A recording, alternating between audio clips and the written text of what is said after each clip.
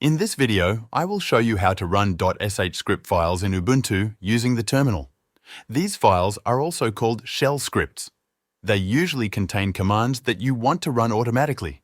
Let's begin. First, open your terminal. You can do this by pressing Ctrl, Alt, and T together.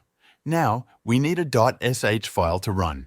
I will show you how to create a simple one for testing. Type nano, then space, then hello.sh. Like this, nanohello.sh. Now type this code inside the file, #!bin/bash. Then on the next line, type echo space double quotes example shell script, then close the double quotes. Now press Ctrl X to exit, then press Y to save, and press Enter. The script is now saved. Next, we need to make the script executable. That means we give it permission to run. Type this command, chmod plus x, then the name of the script. For example, chmod plus x hello.sh, press Enter.